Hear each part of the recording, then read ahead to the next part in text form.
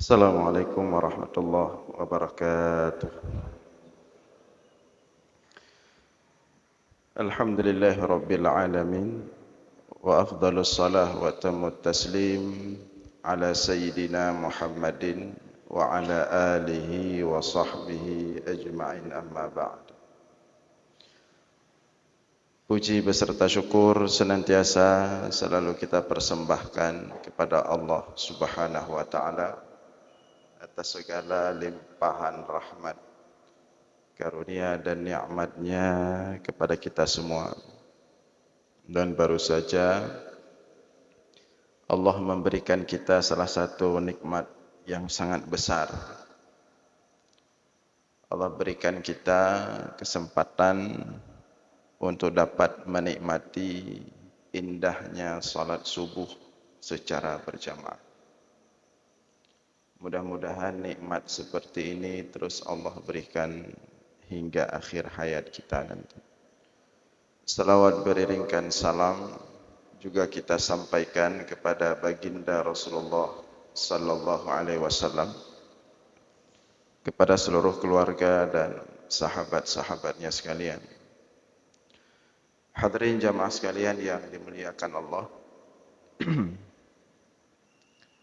nanti di hari akhirat ketika semua manusia sampai ke akhirat, maka beratnya kehidupan akhirat akan membuat semua manusia itu lupa terhadap kehidupan dunia.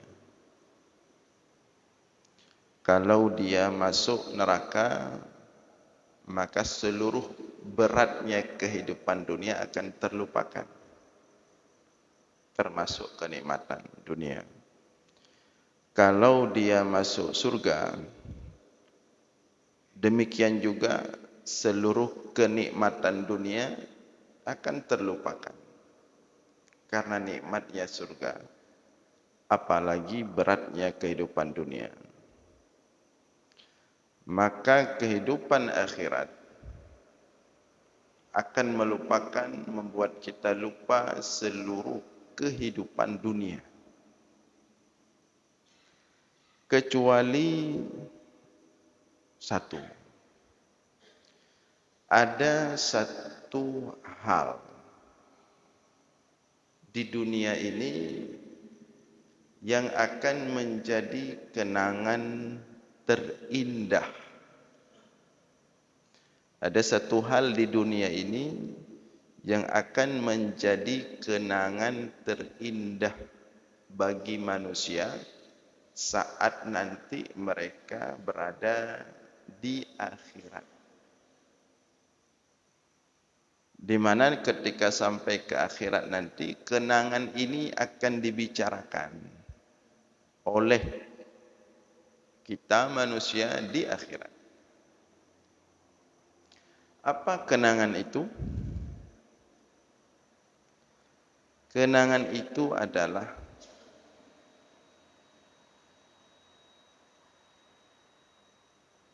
sujud kepada Allah.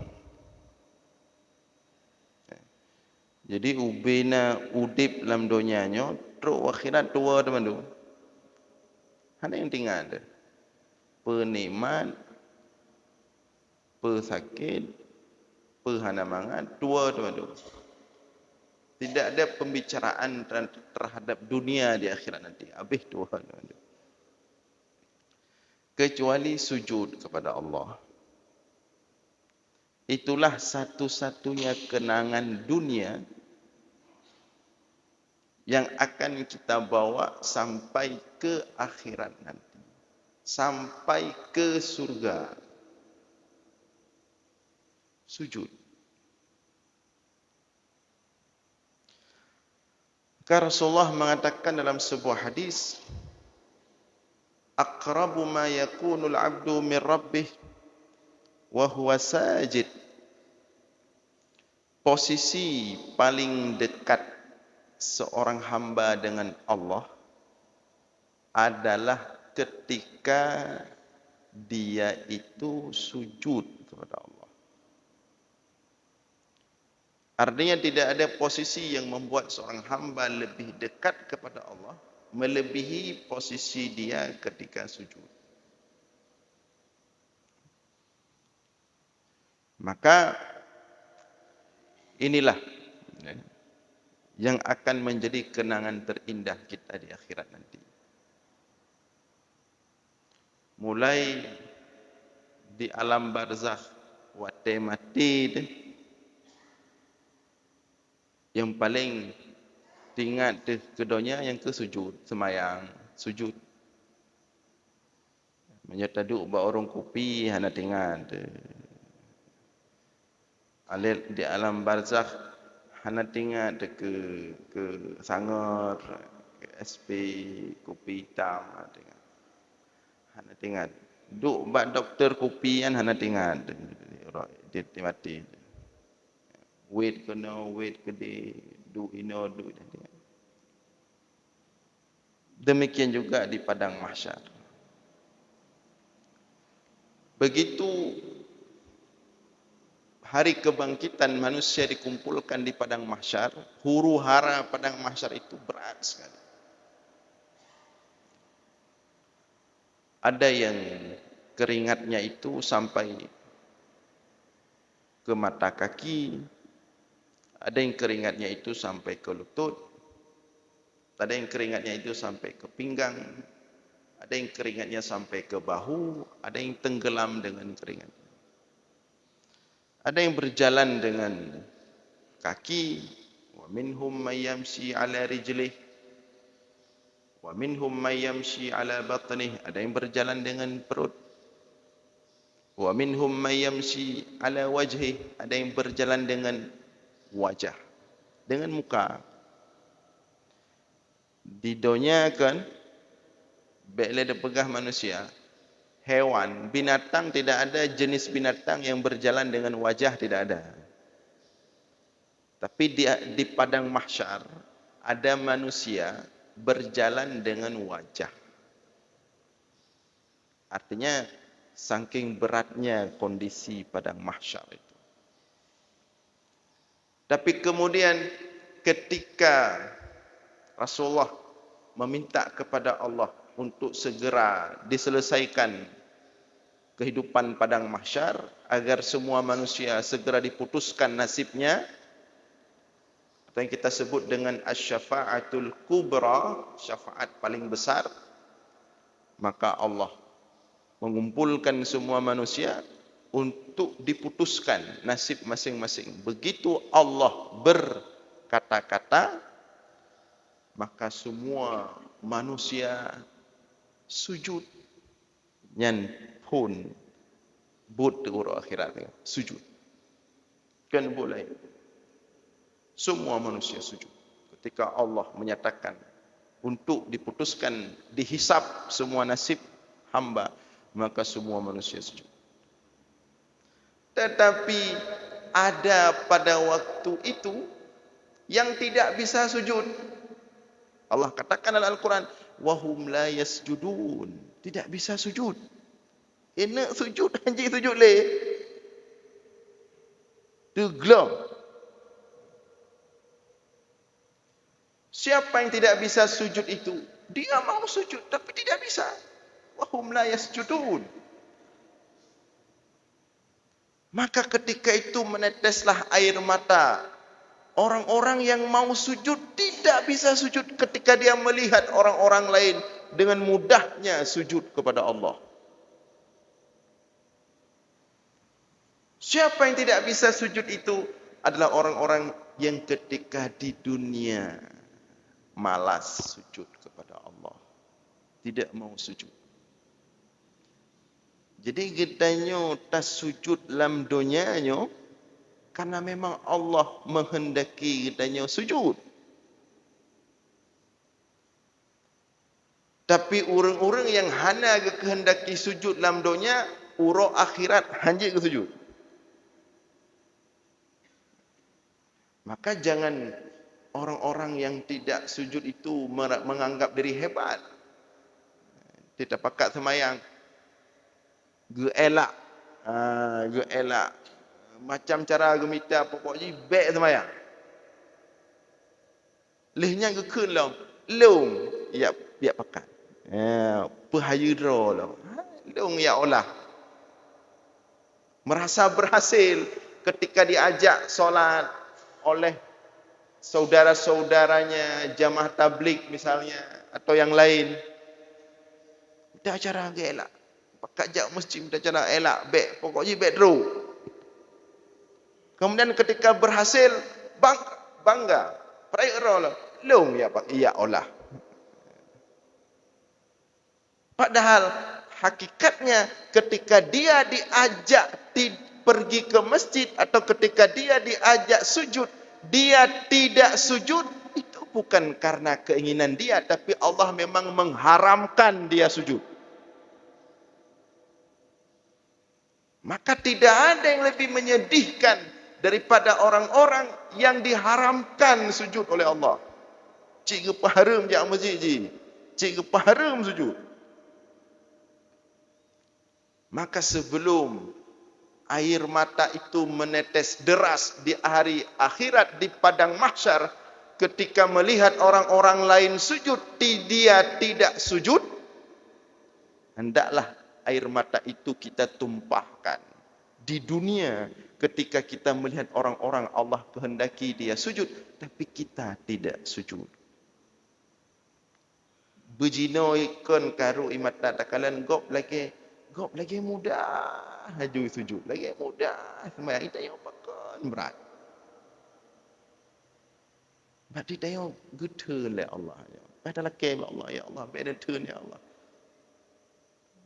belagi urang jih ya Allah yang mudah ke dia sujud lemi ke dia badan ti sembahyang ti sujud ti ruku ilung pakan berat payah tayang Allah segolom singah truk padang mahsyar kondisi lagi bunuh. Nah, hadirin sekalian yang dimuliakan oleh Allah. Kenangan terindah yang dibawa oleh manusia ke akhirat adalah hanya sujud ketika di dunia. Dengan demikian, dalam Islam kita dianjurkan memperbanyak sujud. Belele sujud. Ya. Dan banyak-banyak tempat. Makanya dalam fikih sunat setelah kita melakukan solat di suatu tempat. Kalau kita ingin melakukan solat yang lain, pindah geser. Bek sabuh tempat. Betul sembahyang sunat qobliyah ino. Sunat wajib subuh ino. Untuk rencana kena sembahyang syuruk atau sembahyang duha lom, pindah tempat lain. Bela tempat sujud. Karena itulah kenangan-kenangan. Tempat-tempat sujud itulah yang akan menjadi saksi bagi kita di akhirat nanti. Jadi bela-bela. Ya. Bahkan bukan hanya di masjid. Sujud itu disuruh bawa oleh Allah ke tempat-tempat yang lain. Ke rumah-rumah. Masjid mentang. Puau sujud rumah. Puau sujud tempat-tempat kerja. Benar sujud tempat kerja di rumah. Tempat-tempat yang biasa nak tengok. Benar sujud tempat. Kenanya tengok yang kena puau akhirat. Bela tempat sujud. Rasulullah mengatakan, Sallu fi buyutikum illal maktubah. Salatlah di rumah-rumah kalian kecuali salat wajib. Jadi dasar sembahyangnya menyelam berdasarkan hadisnya. Dasar sembahyang geyu di rumah. Kecuali wajib. Sembahyang wajib nyen geyu di masjid berjamaah. Tapi sembahyang sunat di rumah. Kan banyak salat sunat daripada salat wajib. Tapi disuruh di rumah. Biar rumah itu kebagian sujud. Karena sujud itu adalah cahaya. Jadi beklam masjid mentang cahaya. Kudih rumah teruk si cahaya. Cahaya apa? Cahaya sujud. Sujud. Rumah puas sujud. Maka Rasulullah bahkan bisa dikatakan hampir tidak pernah salat sunat di masjid. Salat sunat qabliyah, ba'diyah, sunat malam, sunat siang, Arab mandum sunat. Rasulullah melakukannya di rumah. Bahkan sunat tarawih malam Ramadan di rumah Rasulullah. Malam pun segai, malam kedua, malam kelih di masjid. Untuk gepernah orang cara sembahyang tarawih meno. Selesai gepernah mandum, Rasulullah salat tarawih di rumah. Sejak dia udah balik. Kita salat sunat, kita bawa ke masjid, menghambur sunat tarawih. Dia subuh kah nak terus orang masjid. Wajib kita salat di rumah, sunat kita salat di masjid. Dia balik, gimana galak dah yang apa je. Gimana mangat. Kebalikan. Seperti orang salat penyan. Biasa yang ramai-ramai di masjid itu salat nisfu Sya'ban. Salat sunat nisfu Sya'ban. Itu kalau di Banda Aceh itu salat sunat nisfu Sya'ban itu membludak masjid-masjid penuh orang. Kenapa membludak? Karena dalam hadis disebutkan orang yang salat menghidupkan malam nisfu Sya'ban itu diampunkan seluruh dosanya 1 tahun yang lalu. Yang kecil, yang besar, yang nampak, yang tidak nampak, semua dosa. Maka orang malam nisfu Sya'ban masjid penuh masjid sembahyang. Alihnya wa rumah hana ajak li tonuku berojak lom nisfu Sya'ban dekat berojak. Puput dosa ju ile untuk nisfu Sya'ban tu ke jak lom masjid untuk pampun yang kali ikut dia. Jadi konsep tadi sujud di masjid ada, di rumah ada, yang wajib di masjid, yang sunat di rumah. Dan dimanapun kita berada, perbanyak sujud kepada Allah. Tinggal takli, hama temung li, tika mati itu. Menyo nikmat-nikmat lain, apa nikmat? Nikmat apa? Makanan. Nikmat sehat, nikmat apa? Harta. Nak tinggal depi gede. Menyujud cit, tam doa tengah huruf akhirat. Tam doa ya Allah. Pakan roh le tak harta long ya Allah. Tak medeh pek le ke dia. Karena semakin banyak harta itu, semakin panjang proses hisab dari akhirat. Tengah justru menyesal tu orang akhirat tengah. Alah pakan le tak harta roh ku le. Panjang tabut dengan orang akhirat. Tak medeh pek le tak keju orang. Tidak ada yang menjadi nikmat kecuali sujud. Maka oleh karena itu perbanyaklah sujud. Baik bosan-bosan sujud. Bahkan gayu putrep sujud. Dalam solat, sujud itu masuk dalam salah satu rukun yang panjang-panjang. Ini imam-imam harus tahu mana rukun-rukun yang panjang dalam solat. Yang panjang gayu panjang, yang gayu balik-balik. Mana rukun panjang? Seperti rukuk. Seperti sujud. Yang you trip. Nyadak karu baca ilikut ni apa? Trip je. Tinggal getepa gerau ke. Apa manfaat. Trip tak gua imam punya sujud. Tinggal baru. Alhamdulillah. Allah nak aku semayang masjid cunda. Panjang-panjang tak sujud imam medih kawan. Baru tinggal orang akhirat tinggal ada. Alhamdulillah. Ibu panjang sujud. Panjang rukuk. Bahkan dalam rukuk, dalam fikih, dalam rukuk, kalau rukuk itu bahkan bukan hanya disuruh perpanjang, kalau imam sedang rukuk, kalau kira-kira ada orang yang sedang masuk ke masjid, disuruh tunggu. Ada dua. Ada dua tempat dalam solat disuruh tunggu jamaah. Yang pertama, ketika rukuk. Yang bagi imam-imam berada ketika rukuk. Nya menyo kira-kira tengah rukuk, na jamaah tengah hitamang. Tak. You pray. Yang kedua, posisi imam disuruh menunggu jamaah itu ketika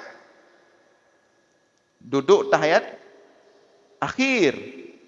Ketika duduk tahiyat akhir, kalian nyona jamaah hitamang tu. You pray. Gimana cara dah pray, man? Kena doa-doa je. Bahkan you pray bak rukuk menyona jamaah tamang dalam masjid supaya merumpak rakaat. Rakaat yang imam sedang rukuk pada rakaat itu. Bahkan you pray jamaah ketika imam sedang tahiyat akhir supaya jamaah yang tamang merumpak semayang jamaah. Ini bolak-balik. Kadang-kadang nak merumpak imam iktidal lebih panjang dari rukuk. Duduk antara dua sujud lebih trip daripada sujud. Ini berarti dia tak faham mana rukun yang panjang, mana rukun yang pendek. Nah, sujud itu salah satu rukun yang panjang. Maka hendaklah dipanjangkan. Dalam kitab Al-Mu'tamad fil Fiqh Syafi'i, karangan Syekh Muhammad Az-Zuhaili, dia mengatakan di situ, disunatkan bagi imam ketika sujud itu membaca paling kurang 3 kali. Subhana rabbiyal a'la. Boleh ditambah wa bihamdih. Subhana rabbiyal a'la wa bihamdih. Karena beda-beda hadis. Bahkan di situ disebutkan lebih baik lagi kalau bisa 5 kali. Supaya makmum dapat 3 kali. Karena banyak imam lehera baca, makmum tak pasti ham merempak lehera. Maka imam baca 5 enggak, baru makmum merempak lehera. Tak pasti lebih cepat imam daripada makmum. Disuruh perpanjang. Sujud dalam solat. Kemudian, sujud juga menjadi penyebab kita dikumpulkan satu surga bersama Rasulullah sallallahu alaihi wasallam nanti di hari akhirat. Sujud. Ya, hana pula meselawut hana sujud. Han tahu cik. Datang seorang sahabat ke Rasulullah. Ya Rasulullah, wahai Rasulullah, aku ingin ketika di surga nanti bisa satu tempat bersamamu. Gimana cara? Jadi nak sahabat susah kan? Nyo katanya dalam dunia sapat dengan Rasulullah, taduk dengan Rasulullah, taklik takim dengan Rasulullah. Tapi sehingga huruf akhirat Rasulullah kan Rasul pasti duduk dengan para Rasul tanya kaji Maka sahabat ini gelisah datang ke Rasulullah. Wahai Rasulullah, adakah cara agar kami tetap bisa bersamamu di surga nanti? Apa jawab Rasulullah? A'inni ala nafsika bikathratis sujud. Ada caranya. Tapi bantulah aku. Gimana bahasa Rasulullah? Perle ke gedayo. Tapi ke Rasulullah, ni bantu lo untuk lonjit lo pesapadron dengan lo dalam surga. Gimana caranya? A'inni ni bantu lo ke Rasulullah. A'inni ala nafsika bikasratis sujud. Bantulah aku agar bisa membawamu bersamaku di surga bikasratis sujud, dengan banyak-banyak sujud kepada Allah. Dengan le sujud. Le selawut hantar punya nak sujud. Pegak mula kuah melele belangang punya nak semayang merempak cik. Tapi dengan bikathratis sujud. Sujud juga menjadi solusi bagi segala permasalahan kita di dunia. yang kita bahas semalam di Masjid Al-Huda. Sujud. Maka dalam surah dalam surat apa itu? Dalam surat Iqra ya. Di akhir ayat itu Allah mengatakan wasjud waqtarib. Itu kan Rasulullah sedang dalam masalah. Rasulullah sedang dalam masalah, duduk di Kaabah, tingah geduk bak Kaabah, tingah ke sujud. Ika Kaabah. Datang satu orang Mekah, orang jahiliyah, dia bawa sabuh drum, kotoran-kotoran onta, darah-darah onta yang baru siap disembelih. Kotoran onta, perut onta, darah onta. Rasulullah sedang sujud di depan Ka'bah. Datang dia melemparkan kotoran onta itu, darah onta, perut unta, menghambur Rasulullah sedang sujud. Tapi apa Allah katakan? Wasjud waqtarib, tetap sujud dan mendekatlah dengan Tuhanmu. Maka nak bedah-bedah Rasulullah tetap sujud, nyen kapunuh darah unta, kotoran unta, tetap bersujud. Anak bedah-bedah. Datang semua orang memeluk Rasulullah, guasah, sayang, sedih. Anak bedah-bedah. Baru Rasulullah bangun ketika datang anak perempuannya Siti Fatimah, baru bedah. Ruk Fatimah baru bedah. Maka kalau ada masalah, sesulit apapun, seberat apapun, solusinya adalah sujud. Wa qum minas sajidin. Jadilah orang-orang yang sujud. Sujud. Dan bela doa alam sujud. Panjang dan bela doa alam sujud. Nah, hadirin sekalian yang dimuliakan oleh Allah. Maka berbicara tentang sujud ini, pembicaraan paling indah adalah tentang sujud. Dalam fikih, kalau kita lihat dari sisi fikih, sujud itu terbagi dua. Ada sujud wajib, ada sujud sunat. Sujud wajib, sujud dalam solat. Sujud sunat, ada sujud tilawah, ada sujud syukur. Hanya perlu depa cik sebagai wawasan. Kalau sujud wajib, itu adalah rukun solat. Rukun fi'li. Dalam sembahyang, rukun al-hiblah.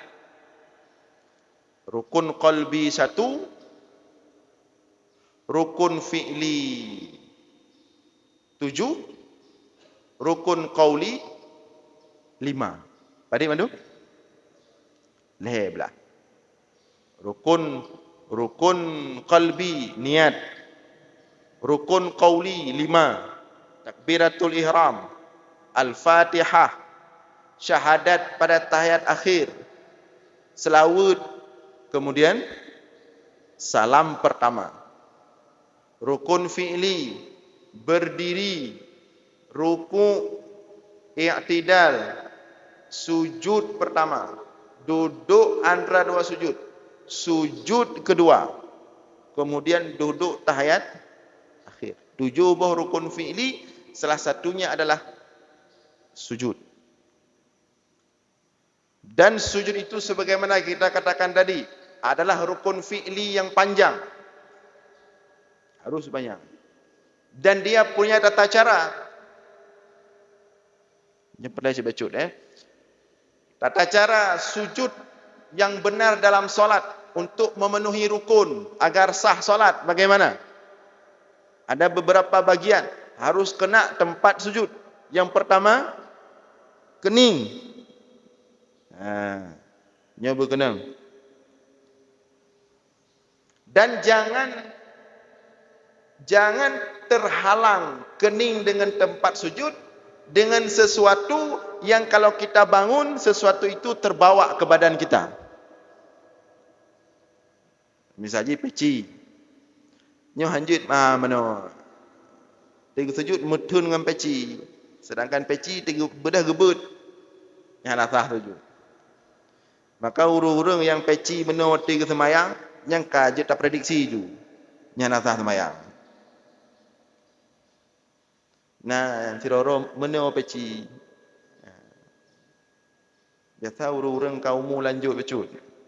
Pina muda nak ciladu. Kening harus kena tempat sujud. Kemudian bagian yang harus kena tempat sujud kedua, telapak tangan. Nyo, kemudian berjab. Menyotingah dah sujud. Tiba-tiba gatai bakrung, ikap le yamok. Tabut. Yang sujud saboh telapak tangan sangat. Saboh tu igaro. Tabut dah. Hana sah sujud. Karena kedua telapak tangan tidak ikut sujud. Kemudian anggota berikutnya yang wajib kena tempat sujud. Kedua, lutut. Yang yanshid. Kedua lutut. Harus kena tempat sujud. Baik linga. Kecuali urutuhan apa linga bacut. Kemudian anggota tubuh yang harus kena tempat sujud. Jari-jari kaki. Nyobai drone no. Baik lagi timbangan drone. Hanasa. Berkenang. Nyo telapak kaki. Berkenang. Boleh seperti ini, jari-jarinya menghadap kiblat atau menyohase meno, pokoknya berkenang. Tidak tergelang pijit. Dua telapak kaki harus kena tempat sujud. Menyoi drone nyangka karelah juga. Pulau imum nya je gantau juga. Menyoi imum. Nyai imum tanya amal mana? Nak kalang-kalang mana amal mana? Cik jam tak. Nyai drone apa? Ini diperhatikan mana sah. Ana pemaya. Itu beberapa anggota sujud yang wajib kena tempat sujud. Menyohana kena hantar. Kecuali hidung. Hidung sunat. Jid apa kena boh hidung. Jid apa kena, jid hana apa kena. Sebab ladung masjid hanya tak kena. Hana menyo kadua tun hana bersen dia menyo berat tegan bersen dia. Maka jid tabut bacut. Maka hidung tidak menjadi bagian anggota sujud. Itu anggota sujud yang wajib dimaksimalkan ketika sujud. Baik dalam solat maupun di luar solat. Itu sujud wajib. Kemudian ada sujud sunat. Ada dua. Yang pertama sujud tilawah. Sujud tilawah itu adalah sama seperti sujud dalam solat. Tapi dia dilakukan ketika kita mendengar ayat-ayat sajadah dibacakan. Jadi dalam Al-Quran itu ada beberapa ayat yang di situ kalau kita baca ayat tersebut kita disunatkan sujud, namanya sujud tilawah. Walaupun para ulama beda pendapat berapa jumlah ayat dalam Al-Quran yang sunat sujud tilawah. Termasuk tadi dalam surat apa tadi? Wasjud waqtarib tadi. Itu sunat sujud juga itu. Ketika ayat tilawah dibacakan, ayat sajadah dibacakan, bukan surat sajadah ya, bukan surat sajadah saja. Walaupun dalam surat sajadah ada ayat sujud juga. Tapi dalam surat-surat lain juga ada. Ketika ayat-ayat sajadah dibacakan, baik orang dalam solat maupun orang di luar solat yang mendengarkannya, itu sunat sujud. Sunat sujud. Namun dengan syarat tadi, dia harus dalam keadaan ada wudu, menyohanai semayang hanja cid. Dan ini penting sedikit tentang sujud tilawah. Sujud tilawah tidak bisa direncanakan. Kata, sujud tilawah tidak bisa direncanakan. Mesti tiap kun Mbak Imum. Hai Imum, tolong dia baca ayat yang na sujud. Katib takkah na sujud tilawah? Kena sujud tilawah. Tolong baca ayat. Maka Imam mesti mikir, nyo ayat apa ku baca nyo ngak na sujud tilawah. Fikir tu, oh ayat je. Ipu siap lo ya hafal. Batal sembahyang. Sujud tilawah itu tidak bisa direncanakan. Kecuali memang si imam kebetulan saja pengen baca ayat tersebut. Mesti koknya nyo sembahyang subuh tak baca suratnya sang ayatnya mangat. Kebetulan merempak ayat yang sunat sujudan baru je sujud. Atau misalnya ada solat tertentu disunatkan untuk membaca surat yang di dalamnya ada sujud. Seperti subuh Jumat. Subuh Jumat disunatkan imam itu membaca surah As-Sajadah full subuh Jumat. Pakai dia baca surat As-Sajadah subuh Jumat karena sujud kan? Karena memang sunat baca surat As-Sajadah pada subuh Jumat. Kebetulan di dalamnya ada sujud tilawah. Nyanjut, menyoyak khusus hanjut, batal sembahyang. Dan na kejadian. Jadi ada satu masjid, saya tidak mengatakan masjid apa itu, akibat tadi fikihnya tidak pas.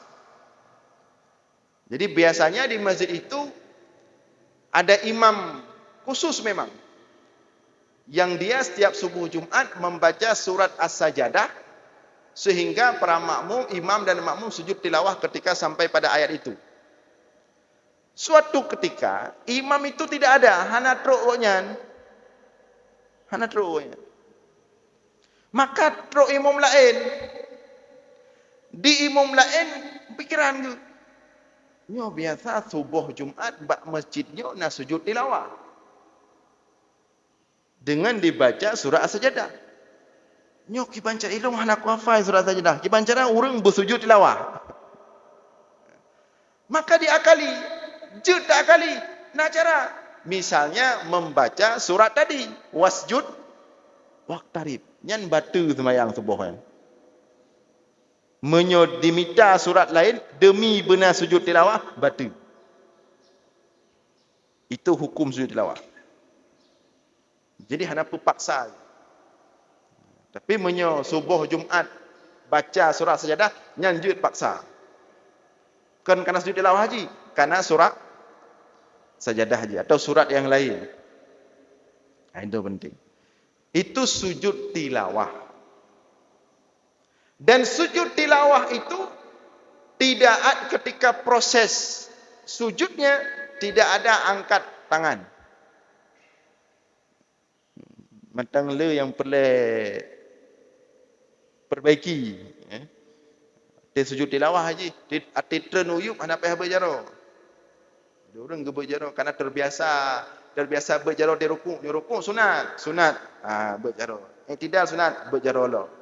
Tapi sujud tilawah hana tren ju. Supaya dia beda. Bahawa ini bukan bagian dari solat, tapi ini sujud tilawah karena ayat tilawah bukan bagian dari solat. Maka hana gebi berjaro. Demikian juga ketika bangun dari sujud tilawah naik balik ke atas, tidak disunatkan duduk istirahat.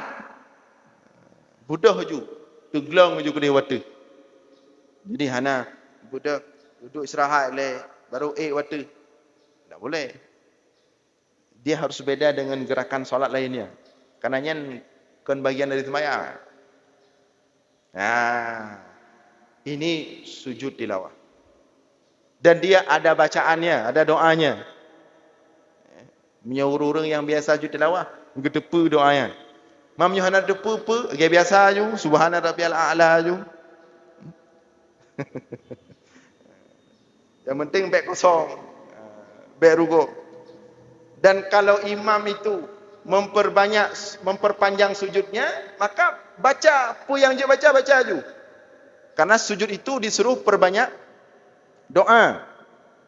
Wa ammar ruku' fa'akthiru fihi minat tasbih. Wa ammas sujud fa'akthiru fihi minat doa. Kalau kalian ruku' perbanyak tasbih. Kalau kalian sujud perbanyak doa. Cuman kita dalam mazhab Syafi'i, doa dalam sujud itu mesti doa-doa yang maksur. Apa makna doa yang maksur? Doa-doa yang dari Al-Quran atau dari hadis. Hanya dah pegak kera tu. Lalu dalam mazhab yang lain, boleh doa apa saja. Nak lakai motor je cilam sujud.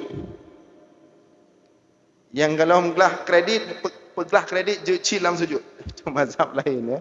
Kalau dalam mazhab Maliki, bahkan bisa bahasa selain bahasa Arab, bahasa Ajam. Tapi dalam mazhab Syafi'i tidak boleh. Itu sujud tilawah. Kemudian terakhir, karena watai kabeh benar kode-kode, ada sujud sunat namanya sujud syukur. Sujud syukur ini dia tidak terkait dengan apapun. Kapan saja merasa pengen bersyukur kepada Allah, silahkan sujud. Tapi dalam mazhab Syafi'i, sujud syukur harus berwudu. Ini perhatikan orang-orang bermazhab Syafi'i.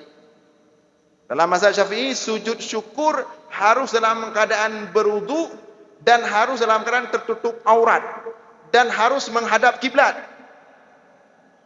Hanjut masa tengah main bola, masa teot tehah, ya sujud dia syukur dalam lapangan bola. Dalam mazhab Syafi'i tidak bisa. Atau misalnya ada orang turun dari mobil, turun dari pesawat, langsung sujud dia. Dalam mazhab Syafi'i hanjut. Karena sujud itu dipandang ibadah sakral. Yang tersujudkan sembarang orang ke Allah tersujud. Maka ada kena sujud syukur, upah kiblatnya ho kiblat. Baik mengkah sujud dia kiblat ho. Kedih kiblat baru sujud. Kemudian harus dalam keadaan berwudu dan harus tertutup aurat. Ini ya beberapa hal berkaitan dengan sujud, baik itu sujud wajib maupun sujud sunat. Barangkali demikian yang dapat saya sampaikan. Mudah-mudahan ada manfaat. Semoga Allah menjadikan kita ahli-ahli sujud di dunia dan di akhirat. Aqulu qawli hadza wastaghfirullah li wa lakum. Wassalamu alaikum warahmatullahi wabarakatuh.